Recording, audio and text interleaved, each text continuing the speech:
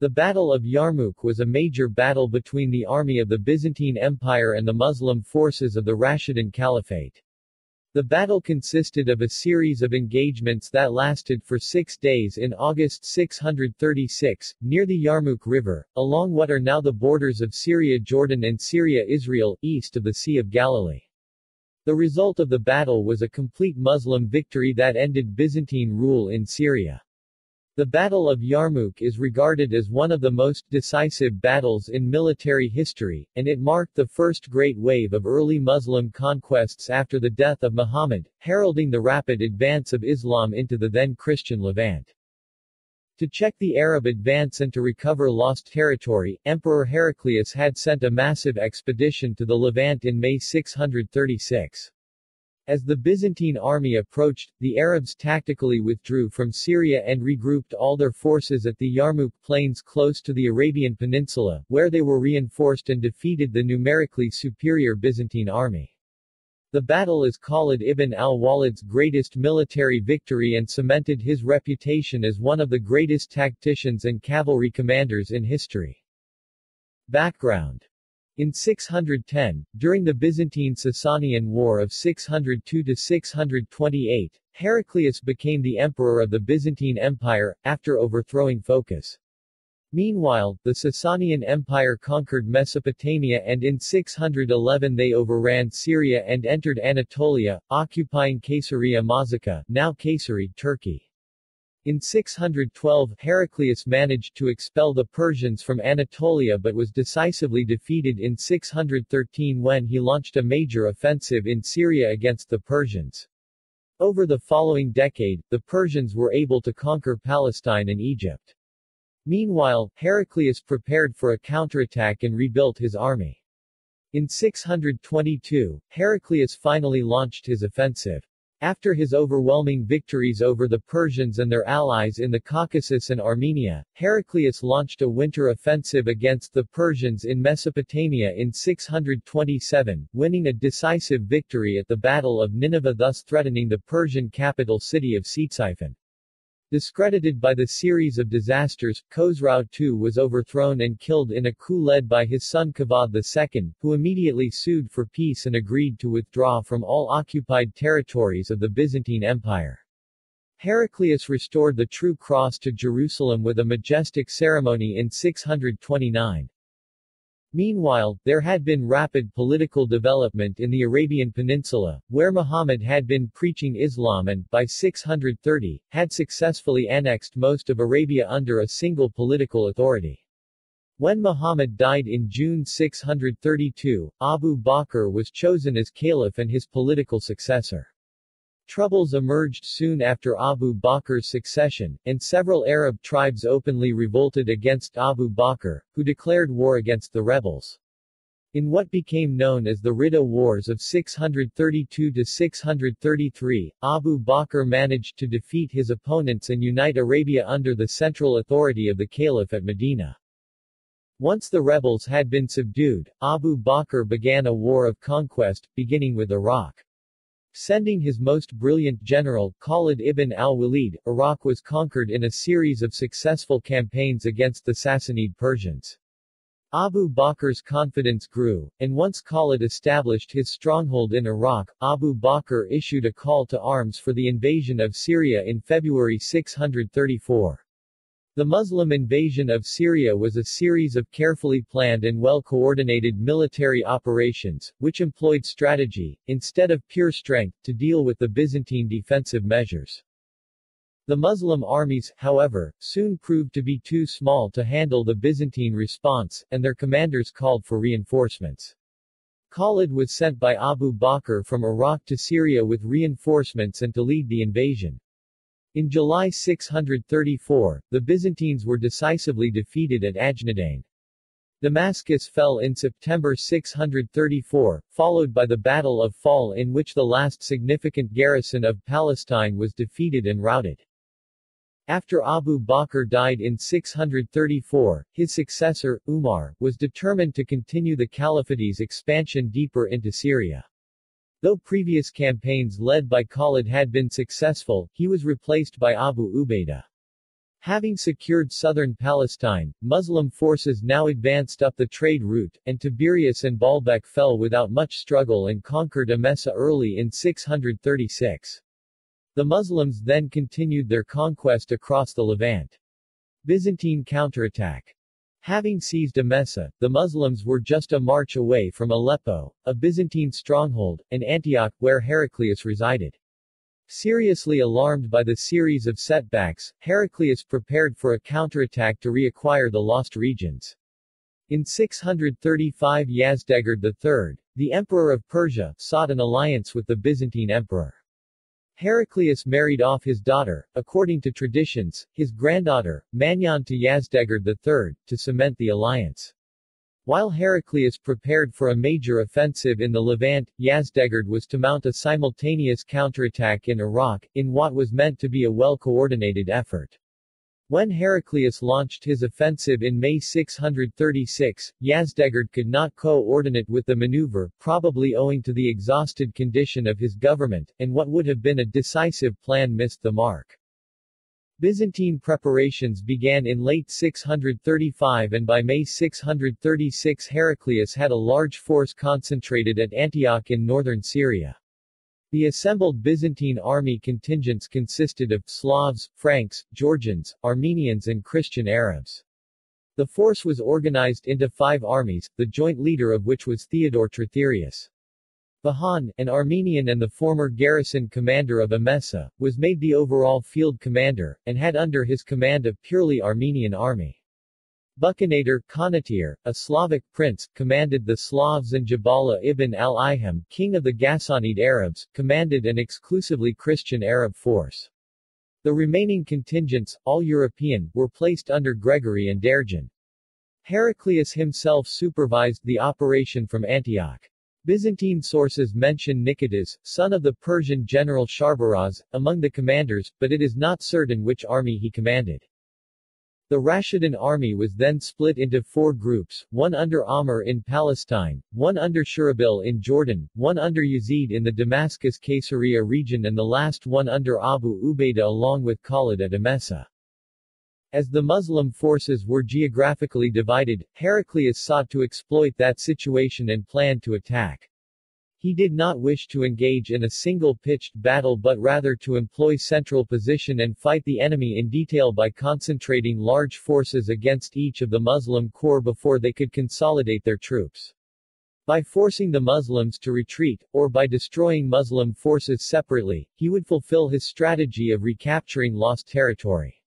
Reinforcements were sent to Caesarea under Heraclius' son Constantine III, probably to tie down Yazid's forces, which were besieging the town.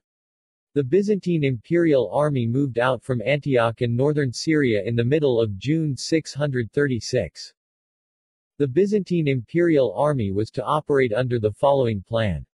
Jabalis lightly armed Christian Arabs would march to Emesa from Aleppo via Hama and hold the main Muslim army at Emesa.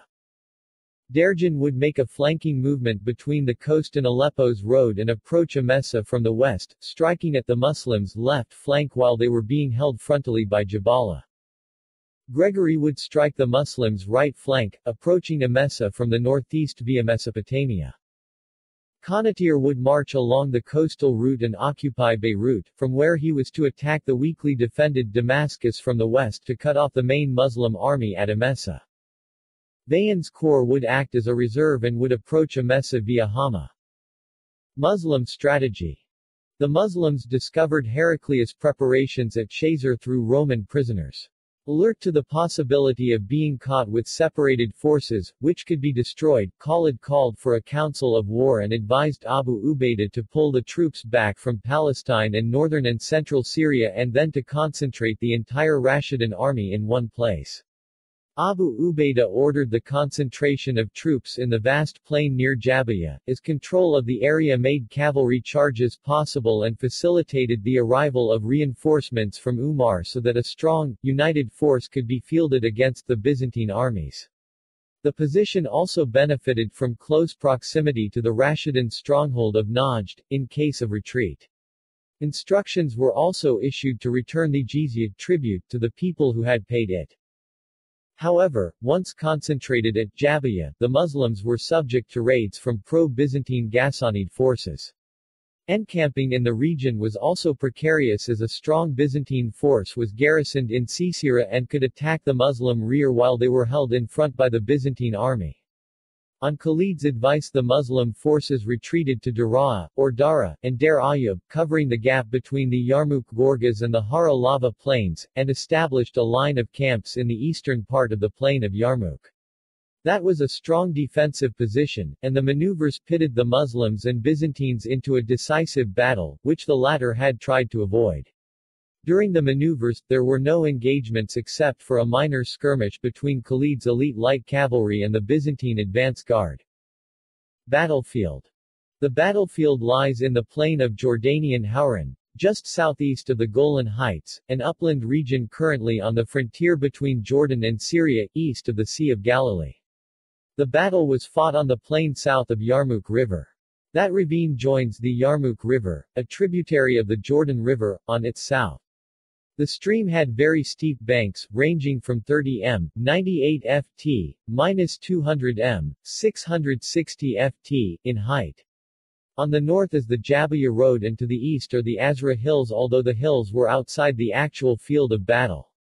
Strategically, there was only one prominence in the battlefield, a 100 m, 330 ft, elevation known as Tel al-Jumma, and for the Muslim troops concentrated there, the hill gave a good view of the plain of Yarmouk. The ravine on the west of the battlefield was accessible at a few places in 636 AD, and had one main crossing, a Roman bridge, Jizr or Rukid, near Ain Dakar. Logistically, the Yarmouk plain had enough water supplies and pastures to sustain both armies. The plain was excellent for cavalry maneuvers. Troop deployment. Most early accounts place the size of the Muslim forces between 24,000 and 40,000 and the number of Byzantine forces between 100,000 and 400,000. Modern estimates for the sizes of the respective armies vary. The vast majority of estimates for the Byzantine army are between 80,000 and 150,000, while other estimates are as low as 15,000 to 20,000. Estimates for the Rashidun army are between 25,000 and 40,000. Original accounts are mostly from Arab sources, generally agreeing that the Byzantine army and their allies outnumbered the Muslim Arabs by a sizable margin. The only early Byzantine source is Theophanes, who wrote a century later. Accounts of the battle vary, some stating it lasted a day, others more than a day. Rashidun army. During a council of war, the command of the Muslim army was transferred to Khalid by Abu Ubaidah, commander-in-chief of the Muslim army. After taking command, Khalid reorganized the army into 36 infantry regiments and 4 cavalry regiments, with his cavalry elite, the Mobile Guard, held in reserve. The army was organized in the Tabia formation, a tight defensive infantry formation. The army was lined up on a front of 12 kilometers, 7.5 mi, facing west, with its left flank lying south on the Yarmouk River a mile before the ravines of Wadi al-Alan began. The army's right flank was on the Jabiya Road in the north across the heights of Tel al-Jumma, with substantial gaps between the divisions so that their frontage would match that of the Byzantine battle line at 13 kilometers, 8.1 mi. The center of the army was under the command of Abu Ubaidah ibn al-Jarrah, left center, and Shurabil bin Hassana, right center. The left wing was under the command of Yazid and the right wing was under Amr ibn al-As. The center, left and right wings were given cavalry regiments, to be used as a reserve for counterattack if they were pushed back by the Byzantines. Behind the center stood the Mobile Guard under the personal command of Khalid. If Khalid was too occupied in leading the general army, Durar ibn al-Azwar would command the Mobile Guard. Over the course of the battle, Khalid would repeatedly make critical and decisive use of that mounted reserve. Khalid sent out several scouts to keep the Byzantines under observation. In late July 636, Bahan sent Jabala with his lightly armored Christian Arab forces to reconnoiter in force, but they were repulsed by the Mobile Guard. After the skirmish, no engagement occurred for a month. Weaponry. Helmets used included gilded helmets similar to the silver helmets of the Sassanid Empire. Mail was commonly used to protect the face, neck, and cheeks as an aventail from the helmet or as a mail coif. Heavy leather sandals as well as Roman-type sandal boots were also typical of the early Muslim soldiers. Armor included hardened leather scale or lamellar armor and mail armor. Infantry soldiers were more heavily armored than horsemen. Large wooden or wickerwork shields were used. Long-shafted spears were used, with infantry spears being 2.5 m, 8.2 ft, long and cavalry spears being up to 5.5 m, 18 ft, long. Short infantry swords like the Roman gladius and Sassanid long swords were used. Long swords were usually carried by horsemen. Swords were hung in baldricks. Bows were about 2 meters, 6.6 ft, long when unbraced, similar in size to the famous English longbow. The maximum useful range of the traditional Arabian bow was about 150 m, 490 ft. Early Muslim archers, while being infantry archers without the mobility of horseback archer regiments, proved to be very effective in defending against light and unarmored cavalry attacks. Byzantine army. A few days after the Muslims encamped at the Yarmouk plain, the Byzantine army, preceded by the lightly armed Ghassanids of Jabala, moved forward and established strongly fortified camps just north of the Wadi Urukid. The right flank of the Byzantine army was at the south end of the plains, near the Yarmouk River and about a mile before the ravines of Wadi al-Alan began. The left flank of the Byzantines was at the north, a short distance before the hills of Jabayu began, and was relatively exposed. Vahan deployed the imperial army facing east, with a front about 13 kilometers, 8.1 mi, long, as he was trying to cover the whole area between the Yarmouk Gorge in the south and the Roman road to Egypt in the north, and substantial gaps had been left between the Byzantine divisions. The right wing was commanded by Gregory and the left by Conatir. The center was formed by the army of Derjan and the Armenian army of Vahan, both under the overall command of Derjan. The Roman regular heavy cavalry, the cataphract, was distributed equally among the four armies, each army deploying its infantry at the forefront and its cavalry as a reserve in the rear.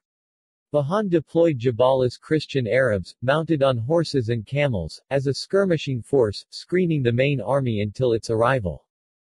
Early Muslim sources mention that the army of Gregory had used chains to link together its foot soldiers, who had all taken an oath of death. The chains were in 10-man lengths as a proof of unshakable courage on the part of the men, who thus displayed their willingness to die where they stood and not to retreat. The chains also acted as an insurance against a breakthrough by enemy cavalry. However, modern historians suggest that the Byzantines adopted the Greco-Roman testudo military formation in which soldiers would stand shoulder to shoulder with shields held high and an arrangement of 10 to 20 men would be completely shielded on all sides from missile fire, each soldier providing cover for an adjoining companion. Weaponry. The Byzantine cavalry was armed with a long sword, known as the spathon. They would also have had a light wooden lance, known as a kontarion, and a bow toxarion, with 40 arrows in a quiver, hung from a saddle or from the belt. Heavy infantry, known as skoutatoi, had a short sword and a short spear. The lightly armed Byzantine troops and the archers carried a small shield, a bow hung from the shoulder across the back and a quiver of arrows. Cavalry armor consisted of a hauberk with a mail coif and a helmet with a pendant, a throat guard lined with fabric and having a fringe and cheek piece. Infantry was similarly equipped with a hauberk, a helmet and leg armor. Light lamellar and scale armor was also used. Tensions in Byzantine army. Khalid's strategy of withdrawing from the occupied areas and concentrating all of his troops for a decisive battle forced the Byzantines to concentrate their 5 armies in response. The Byzantines had for centuries avoided engaging in large-scale decisive battles, and the concentration of their forces created logistical strains for which the empire was ill-prepared. Damascus was the closest logistical base, but Mansur, leader of Damascus, could not fully supply the massive Byzantine army that was gathered at the Yarmouk plain. Several clashes were reported with local citizens over supply requisition, as summer was at an end and there was a decline of pasturage. Greek court sources accused Vahan of treason for his disobedience to Heraclius' command not to engage in large-scale battle with Arabs. Given the massing of the Muslim armies at Yarmouk, however, Vahan had little choice but to respond in kind. Relations between the various Byzantine commanders were also fraught with tension. There was a struggle for power between Trithyrios and Vahan, Jaragis, and Conatir, Buccinator. Jabala, the Christian Arab leader, was largely ignored, to the detriment of the Byzantines given his knowledge of the local terrain. An atmosphere of mistrust thus existed between the Romans, Greeks, Armenians and Arabs. Long-standing ecclesiastical feuds between the Monophysite and Chalcedonian factions, of negligible direct impact, certainly inflamed underlying tensions. The effect of the feuds was decreased coordination and planning, one of the reasons for the catastrophic Byzantine defeat. Battle. The battle lines of the Muslims and the Byzantines were divided into four sections: the left wing, the left center, the right center and the right wing. Note that the descriptions of the Muslim and the Byzantine battle lines are exactly each other's opposite. The Muslim right wing faced the Byzantine left wing. Vahan was instructed by Heraclius not to engage in battle until all avenues of diplomacy had been explored, probably because Yazdegerd III's forces were not yet ready for the offensive in Iraq. Accordingly, Vahan sent Gregory and then Jabala to negotiate, but their efforts proved futile. Before the battle, on Vahan's invitation, Khalid came to negotiate peace, with a similar end. The negotiations delayed the battles for a month. On the other hand, Umar, whose forces at Qadisiyah were threatened with confronting the Sassanid armies, ordered Sa'd ibn Abi Waqqas to enter negotiations with the Persians and to send emissaries to Yazdegerd III and his commander Rostam Farrokhzad, apparently inviting them to Islam. That was most probably the delaying tactic employed by Umar on the Persian front. Meanwhile, he sent reinforcements of 6,000 troops, mostly from Yemen, to Khalid. The force included 1,000 Sahaba, companions of Muhammad, among whom were 100 veterans of the Battle of Badr, the first battle in Islamic history, and included citizens of the highest rank, such as Zubair ibn al-Awwam, Abu Sufyan, and his wife Hind bint Utbah. Also present were such distinct companions as Sayyid ibn Zayd, Fadl ibn Abbas, Abdul Rahman ibn Abi Bakr, the son of Abu Bakr, Abdullah ibn Umar, the son of Umar, Aban ibn Uthman, the son of Uthman, Abdulrahman ibn Khalid, the son of Khalid, Abdullah ibn Ja'far, the nephew of Ali, Ammar ibn Yasir, Miqdad ibn Aswad, Abu Dar al-Ghifari, Malik al-Ashtar, Abu Ayyub al-Ansari, Qiz ibn Said, Hudhayfa ibn al-Yaman, Ubadah ibn as-Samit, Hisham ibn al-Az, Abu Huraira and Ikrimah ibn Abi Jahl. As it was a citizen army, in contrast to a mercenary army, the age of the soldiers ranged from 20, in the case of Khalid's son, to 70, in the case of Ammar. 3 of the 10 companions promised paradise by Muhammad, namely Sayyid, Zubair and Abu Ubaidah, were present at Yarmouk. Umar, apparently wanting to defeat the Byzantines first, used the best Muslim troops against them. The continuing stream of Muslim reinforcements worried the Byzantines, who, fearing that the Muslims with such reinforcements would grow powerful, decided that they had no choice but to attack. The reinforcements that were sent to the Muslims at Yarmouk arrived in small bands, giving the impression of a continuous stream of reinforcements to demoralize the Byzantines to compel them to attack. The same tactic would be repeated again during the Battle of Qadisiyah. Day 1. The battle began on 15 August 636. At dawn, both armies lined up for battle less than a mile apart. It is recorded in Muslim chronicles that before the battle started, George, a unit commander in the Byzantine right center, rode up to the Muslim line and converted to Islam. He would die the same day fighting on the Muslim side. The battle began as the Byzantine army sent its champions to duel with the Muslim Mubarizun. The Mubarizun were specially trained swordsmen and lancers, with the objective to slay as many enemy commanders as possible to damage their morale. At midday, after losing a number of commanders in the duels, Vahan ordered a limited attack with a third of his infantry forces to test the strength and strategy of the Muslim army and, using their overwhelming numerical and weaponry superiority, achieve a breakthrough wherever the Muslim battle line was weak. However, the Byzantine assault lacked determination. Many Byzantine soldiers were unable to press the attack against the Muslim veterans. The fighting was generally moderate, although in some places, it was especially intense. Vahan did not reinforce his forward infantry, two-thirds of which was kept in reserve with one-third deployed to engage the Muslims, and at sunset both armies broke contact and returned to their respective camps. Day 2. Phase 1. On 16 August 636, Vahan decided in a council of war to launch his attack just before dawn, to catch the Muslim force unprepared as they conducted their morning prayers. He planned to engage his two central armies with the Muslim center in an effort to stall them, while the main thrusts would be against the wings of the Muslim army, which would then be driven away from the battlefield or pushed towards the center. To observe the battlefield, Vahan had a large pavilion built behind his right wing with an Armenian bodyguard force. He ordered the army to prepare for the surprise attack. However, Khalid had prepared for such a contingency by placing a strong outpost line in front during the night to counter surprises, which gave the Muslims time to prepare for battle. At the center, the Byzantines did not press hard, intending to pin down the Muslim center corps in their position and preventing them from aiding the Muslim army in other areas. Thus the center remained stable, but on the wings the situation was different. Kanatir, commanding the Byzantine left flank, which consisted of mainly Slavs, attacked in force, and the Muslim infantry on the right flank had to retreat. Amr, the Muslim right-wing commander, ordered his cavalry regiment to counterattack, which neutralized the Byzantine advance and stabilized the battle line on the right for some time, but the Byzantine numerical superiority caused them to retreat towards the Muslim base camp. Phase 2. Khalid, aware of the situation at the wings, ordered the cavalry of the right wing to attack the northern flank of the Byzantine left wing, while he with his mobile guard attacked the southern flank of the Byzantine left wing, and the Muslim right wing infantry attacked from the front.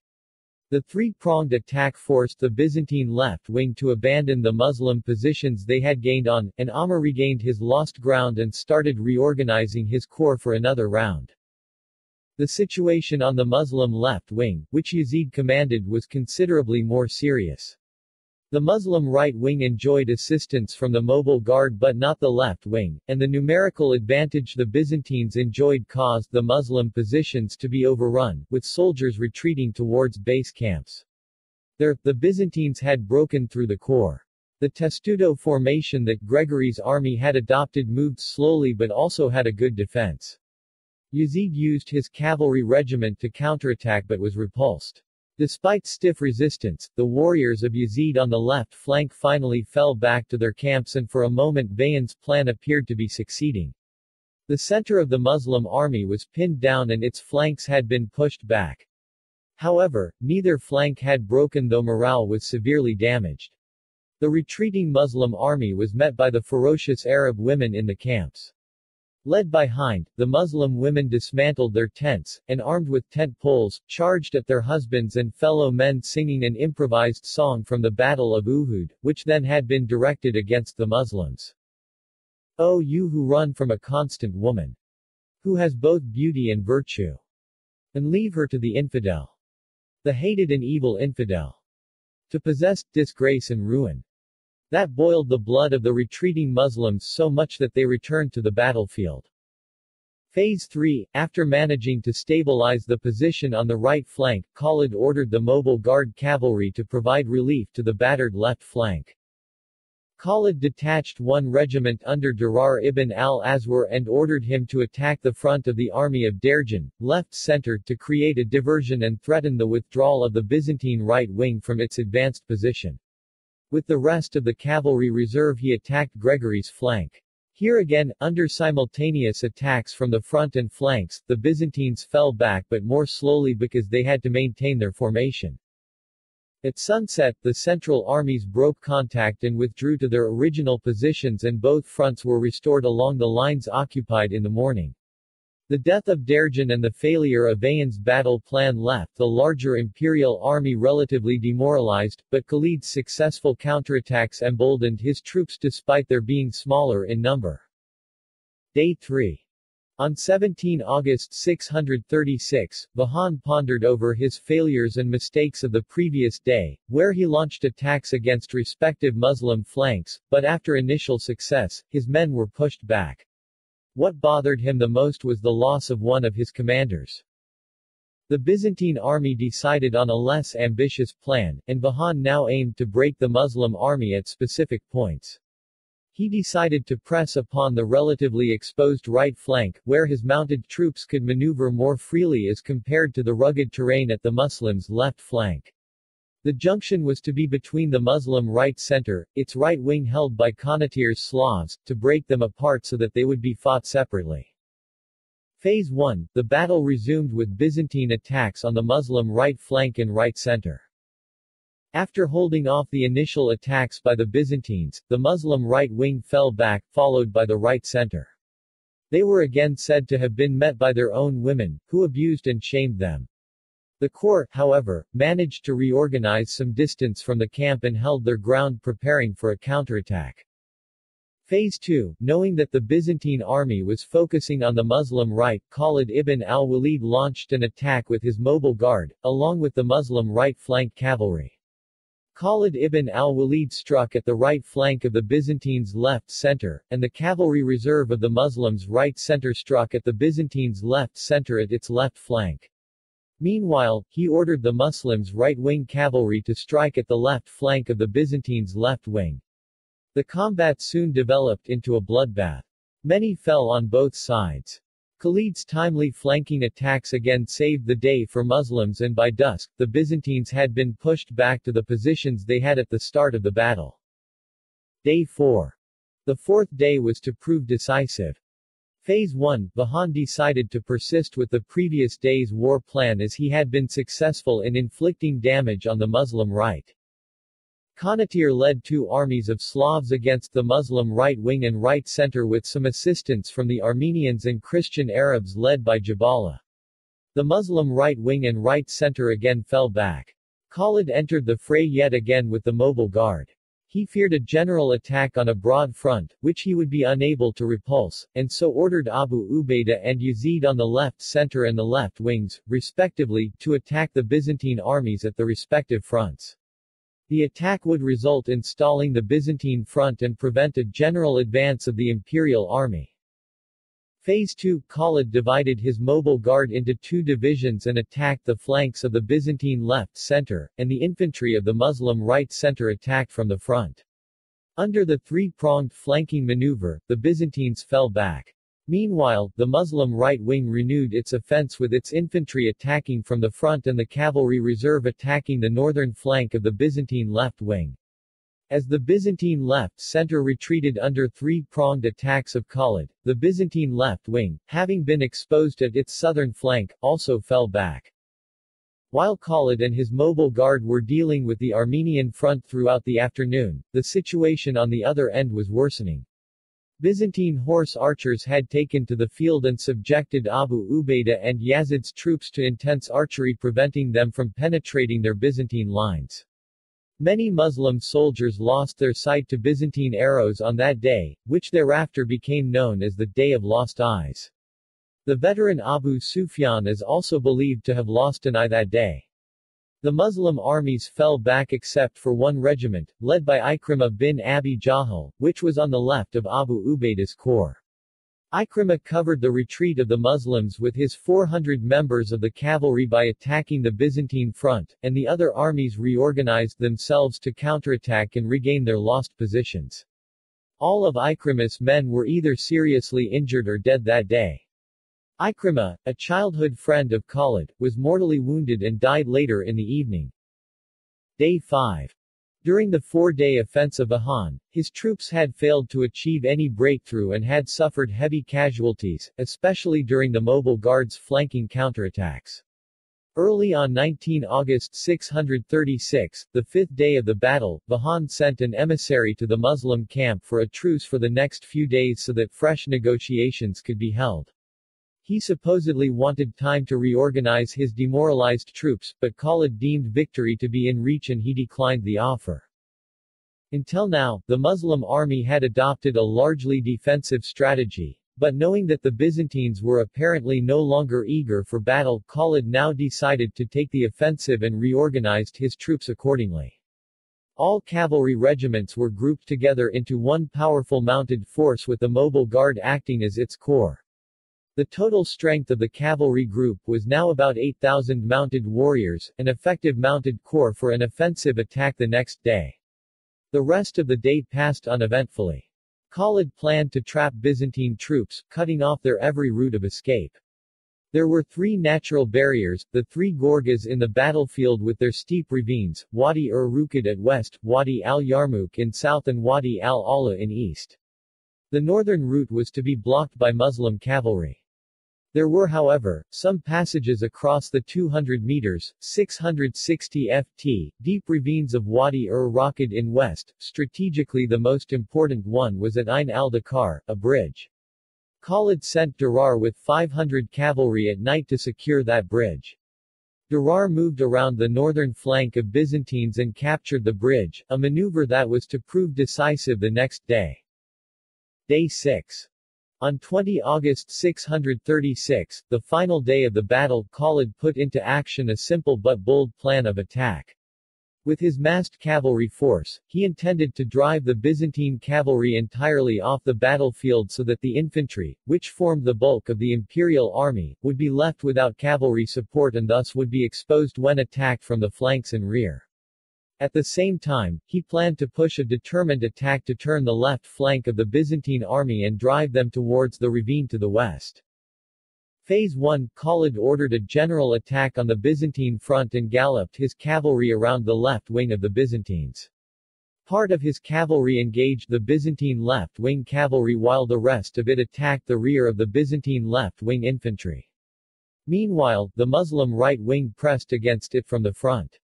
Under the two-pronged attack, the Byzantine left wing fell back and collapsed and fell back to the Byzantine left center, greatly disordering it. The remaining Muslim cavalry then attacked the Byzantine left wing cavalry at the rear while they were held frontally by the other half of the Muslim cavalry, routing them off the battlefield to the north. The Muslim right-wing infantry now attacked the Byzantine left center at its left flank while the Muslim right center attacked from front. Phase 2, Vahan, noticing the huge cavalry maneuver of the Muslims, ordered his cavalry to group together, but was not quick enough. Before Vahan could organize his disparate heavy cavalry squadrons, Khalid had wheeled his cavalry back to attack the concentrating Byzantine cavalry squadrons, falling upon them from the front and the flank while they were still moving into formation. The disorganized and disoriented Byzantine heavy cavalry was soon routed and dispersed to the north, leaving the infantry to its fate.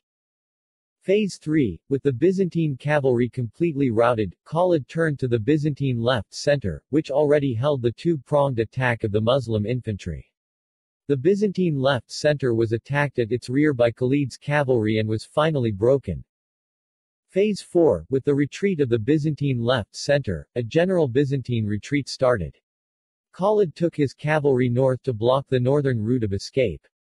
The Byzantines retreated west towards Wadi Rukid, where there was a bridge at Ain al-Dakar for safe crossing across the deep gorges of the ravines of Wadi Rukid. Durar had already captured the bridge as part of Khalid's plan the night before. A unit of 500 mounted troops had been sent to block the passageway. In fact, that was the route by which Khalid wanted the Byzantines to retreat all along. The Byzantines were surrounded from all sides now. Some fell into the deep ravines off the steep slopes, others tried to escape in the waters but were smashed on the rocks below and still others were killed in their flight. Nevertheless, many of the soldiers managed to escape the slaughter. Jonah, the Greek informant of the Rashidun army during the conquest of Damascus, died in the battle. The Muslims took no prisoners in the battle, but they may have captured some during the subsequent pursuit. Theodore Tritherios died on the battlefield, and Nicetas managed to escape and reach Emesa. Jabala ibn al-Aham also managed to escape and later briefly came to terms with the Muslims, but he soon defected to the Byzantine court again. Aftermath. Immediately after the operation was over, Khalid and his mobile guard moved north to pursue the retreating Byzantine soldiers and found them near Damascus and attacked. Vahan, who had escaped the fate of most of his men at Yarmouk, was probably killed in the ensuing fighting. Khalid then entered Damascus, where he was supposedly welcomed by the local residents, thus recapturing the city. When news of the disaster reached Heraclius at Antioch, the emperor was devastated and enraged. He blamed his wrongdoings for the loss, primarily referring to his incestuous marriage to his niece Martina. He would have tried to reconquer the province if he had the resources but now had neither the men nor the money to defend the province anymore. Instead, he retreated to the Cathedral of Antioch, where he observed a solemn service of intercession. He summoned a meeting of his advisors at the cathedral and scrutinized the situation. He was told almost unanimously and accepted the fact that the defeat was God's decision and a result of the sins of the people of the land, including him. Heraclius took to the sea on a ship to Constantinople in the night. His ship supposedly set sail, and he bade a last farewell to Syria. Farewell, a long farewell to Syria, my fair province. Thou art an infidel's enemies, now. Peace be with you, O Syria, what a beautiful land you will be for the enemy. Heraclius abandoned Syria with the holy relic of the true cross, which was, along with other relics held at Jerusalem, secretly boarded on ship by Parthia of Jerusalem, just to protect it from the invading Arabs. It is said that he had a fear of water, and a pontoon bridge was made for Heraclius to cross the Bosphorus to Constantinople. After abandoning Syria, he began to concentrate on his remaining forces for the defense of Anatolia and Egypt instead. Byzantine Armenia fell to the Muslims in 638–39, and Heraclius created a buffer zone in central Anatolia by ordering all the forts east of Tarsus to be evacuated. In 639–642 Muslims invaded and captured Byzantine Egypt, led by Amr ibn al-As, who had commanded the right flank of the Rashidun army at Yarmouk. Evaluation. The imperial Byzantine commanders allowed their enemy to have the battlefield of his choosing. Even then, they were at no substantial tactical disadvantage. Khalid knew all along that he was up against a force superior in numbers and, until the last day of the battle, conducted an essentially defensive campaign, suited to his relatively limited resources. When he decided to take the offensive and attack on the final day of battle, he did so with a degree of imagination, foresight and courage that none of the Byzantine commanders managed to display. Although he commanded a smaller force and needed all the men he could muster, he had the confidence and foresight to dispatch a cavalry regiment the night before his assault to seal off a critical path of the retreat that he had anticipated for the enemy army.